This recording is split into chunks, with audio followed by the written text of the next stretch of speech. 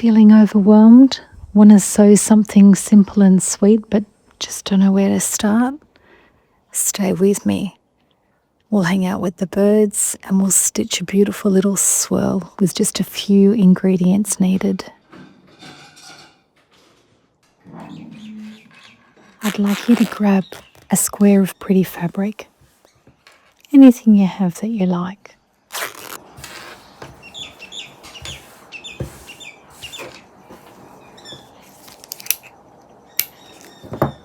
If your desk base isn't visible at the moment, just clear a little patch for you to work on today and don't add to the overwhelm. Let's fold up this piece and put it back together tidily with its friends. We're going to use just 3 simple stitches to embroider this piece in the one colour.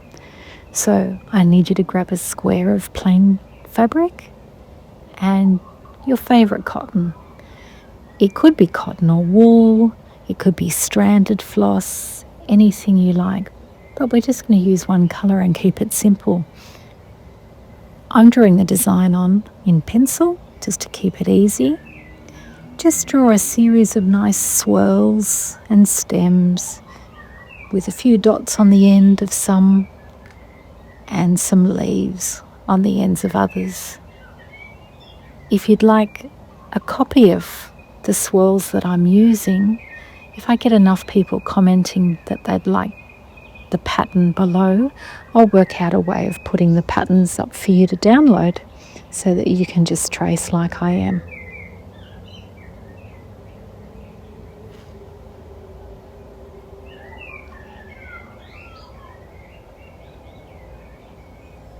Let's start with some double French knots. So you simply wrap the thread around your needle twice, go back in the exact hole that you came out of, hold the needle there and pull the thread firmly around the needle, and then pull the needle through and you've made a knot. This adds simple little dots of blossom on the end of your design. Let me show it to you again.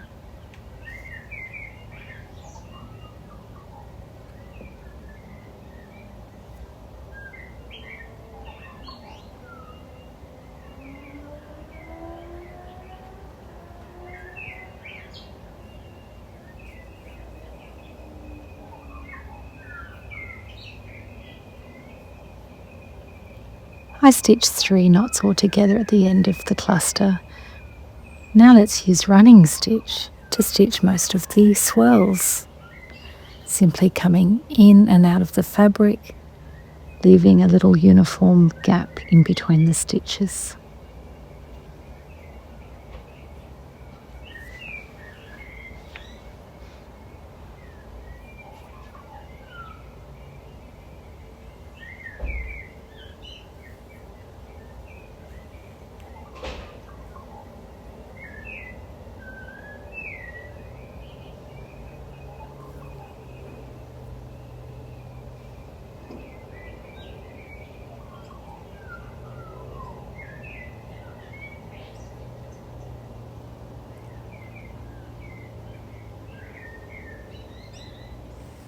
I'm going to do a chain stitch.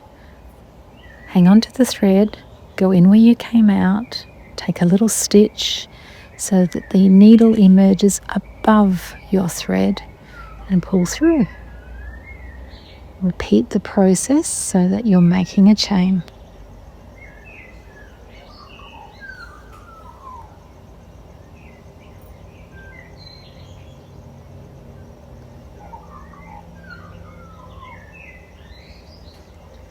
One chain stitch can form a nice leaf. We often call this lazy daisy.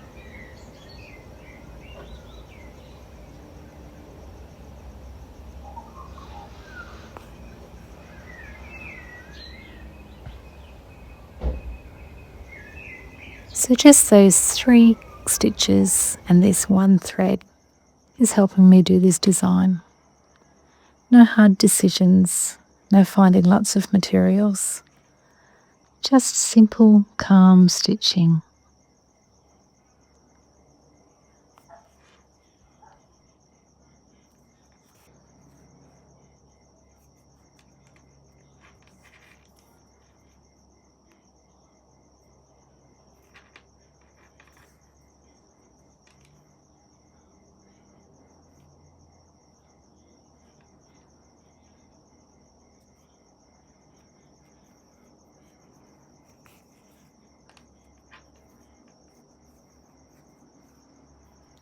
This is how I like to end my work.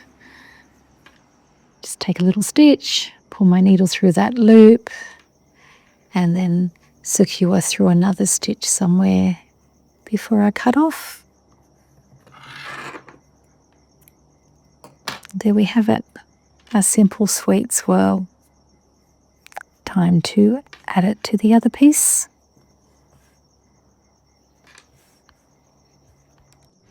Time to add a bit more pretty. Reach for a little lace scrap or part of a doily, something small that can go in the corner to add a little delicate touch of prettiness.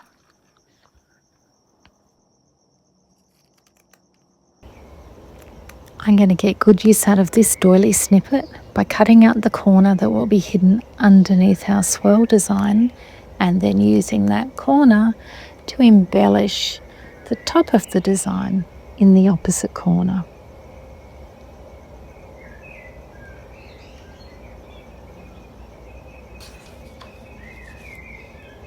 Time to get stitching. Let's stitch that doily or lace piece down. I'm just using ordinary sewing thread and one of my favourite needles. When you're choosing a needle, you just want to choose one that you can thread and that the eye of the needle is a little larger than the thread that you're using, so that it sort of eases the way through the fabric for the thread. So therefore, when we're using a wool, it's much thicker. So we want a thicker needle, and a chenille needle is really good when we're using wool.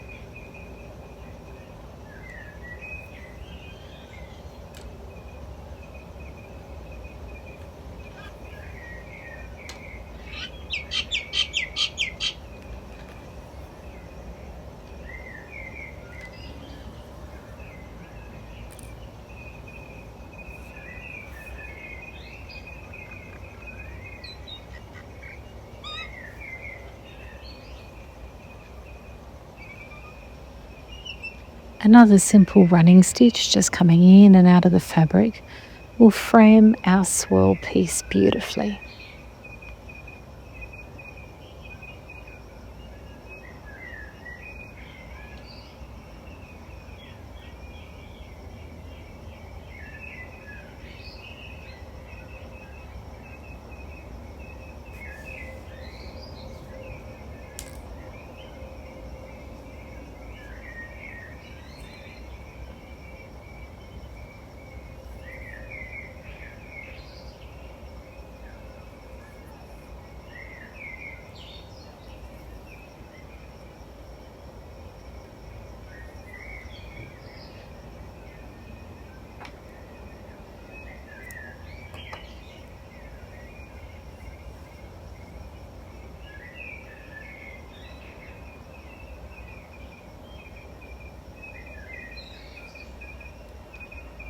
Time for a little handbrake and a little refreshment.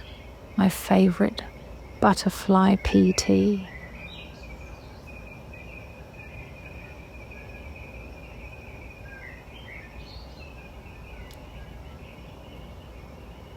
I'd like to frame this up again. I'm not tired of stitching yet, so I'm going to add another frame around the outside of the floral fabric.